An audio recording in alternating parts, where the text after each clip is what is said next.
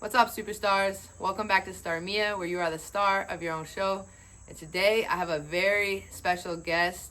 This is my grandfather, John Hopkins. He's a legendary coach that coached at GAR for 23 years, won a lot of championships.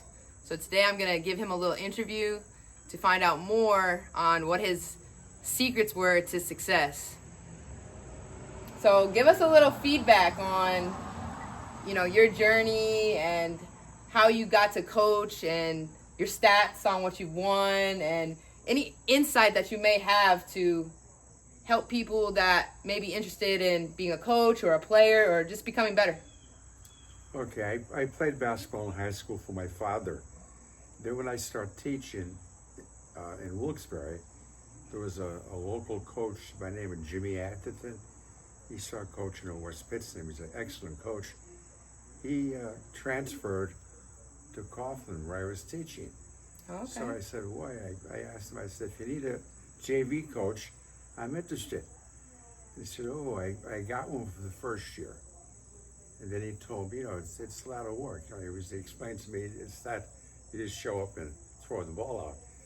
So I got in with a real fine coach at JR. That's the first lucky step I had. And then I coached football on the side for 3 or 4 years with Joe Moran, who was a legendary coach too. Okay. So I had some good coaching. And then I coached JVs with Tony Koneski and Bob McGuire, and a few more coaches when I was coaching JV. So I had some insights into each of these coaches, what their strengths were, what I thought they should do better. I try to put it all together. Yeah, make your own. Make my own, right? Cool. All right. And talk about the championships and some of the things that you've accomplished and won as a coach. Well, I was fortunate. I coached 23 years at JR. I won 15 league championships. I won 8 district championships. And I played for 3 state championships. And I was very happy with the kids. They always played together.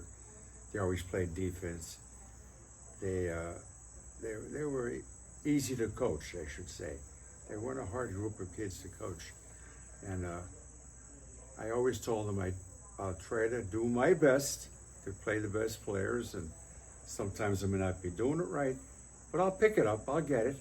So, give me a break too. Sometimes I don't have the right players on the floor, but I'll adjust, and we'll try to get this to work together, everybody. Absolutely. For sure. And what do you think was your secret to having a successful career and winning? Well, I think I had some good kids. That's the first thing. You have to have good kids, get them to play as a team, get them to move the ball, get them to play defense. All those things have to come in with time. But I was in a school that had some good athletes. You have to have good athletes. And they did well, very well. I was very happy with them. Yeah, I think you did a really great job. I wasn't really around, but from what I know about you and just from talking with you, I think you did a really great job of putting pieces together. Thank you. Thank you very much. Yeah. So, what was your favorite coaching memory? Or many memories put together? Well, it's many memories put together. You always had your favorite of the team you had that year, but they go. Yeah. They don't stay around, so you have new people coming in all the time, and you try to get them to play as a team, always play defense, always move the ball, be respectful of the other team, and try to work that angle. That we're doing this because we like it, and we want to do it as a team, and hopefully we'll make out well. Yeah, and you did. So that's great. So what do you think is the key to becoming confident as a person or as a unit, as a team? You become confident when you start winning some games, and you can see the young people paying attention to you, and and sort of listening to you when you're talking, and that means a lot. When you have that confidence that they're listening and they believe me. Yeah. Yeah, that's one of the important thing, and that comes from winning games, playing hard all the time, and if you lose a game here and there, that happens.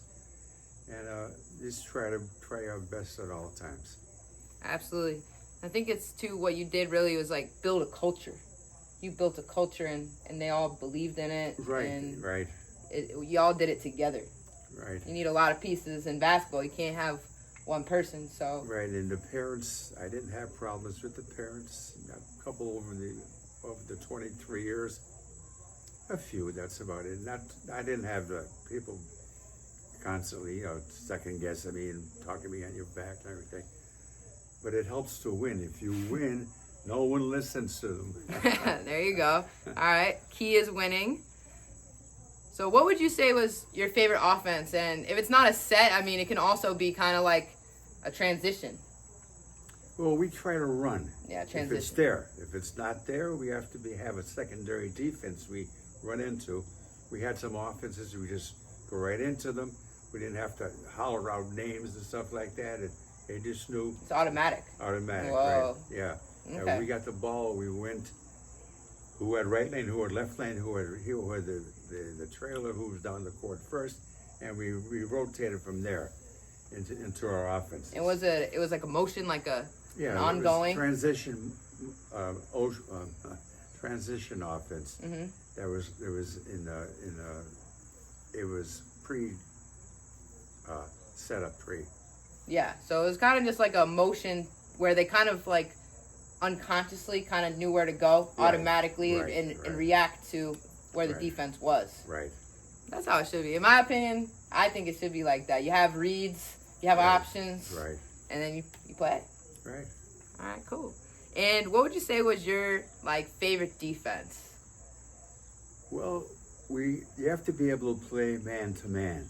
So we started with man to man, and then we went into we had various zone defenses. Yeah. We had like a 1-2-2, 2-3, 1-3-1, but we put them all together, and we used them as we needed them, as I saw. So sometimes the man defense isn't working, so you try something else. The other one isn't working.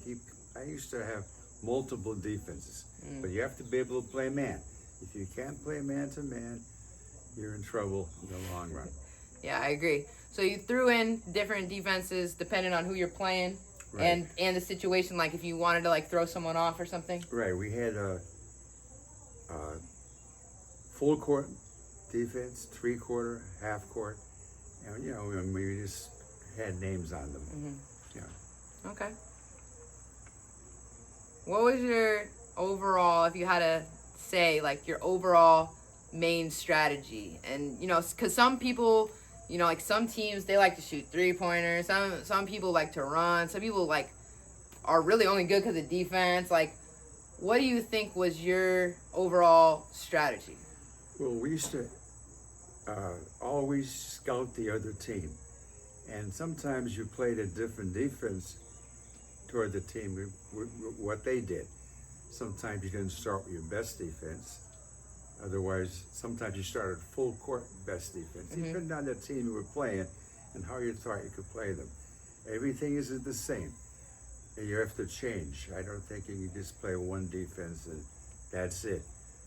I mean, I know teams that play man to man, that's it. They don't play anything else. But I have to put a couple of zones in or something and change it. You have to be able to trap all the time and rotate to the obvious passing lanes. And the kids have to understand that. When you're trapping and we're rotating, and then we go back to we switch the defenses, I think, is the big thing. Yeah, definitely. I would agree. So you think defense is more important than offense? I probably was more of a defensive coach than I was an offensive coach. All right. Yeah, the Respect. kids, they understood that. Yeah. You have to play defense. It's not going to just play because you can shoot the ball. You have to be able to play some defense too. If it comes down to the one player, I'll take the one that plays defense. Okay. Respect. So what do you think was one of the biggest lessons that you learned, like from coaching? Like something that you learned maybe about yourself or about coaching? Well, you can't be too stubborn as a player or as a coach, Yeah. you have to really know you have to analyze the situation, and you have to adjust to the team you're playing and make them adjust to you. You just have to play it by ear. Yeah. So be open-minded. Open-minded, right? Okay. Got you. Great advice. If you can leave behind a legacy, what would it be? What you already have. But in your mind, in your opinion. Well, if you're going to coach, be serious about it, work at it, be fair, and see what happens. That's all. Yeah, exactly. I think that's like the key to life, really, is, like being focused, having a vision, like knowing what you want. You got to know what you want, because if you don't know where you're going, then you're just floating around at sea. But if you have direction, then you know where you're going. And I think if you can lock in on where you're going and become better, just continuously, consistently become better, then there's really no limit to what you can be, do, or have. So that's what I think, and it's an honor to be here in the 570. John Hopkins, legend of the 570. He's in the Hall of Fame. So thank you so much for taking the time to give your wisdom, and hopefully we'll see you again. Okay. All right. Nice talking to you. Ciao. Bye-bye.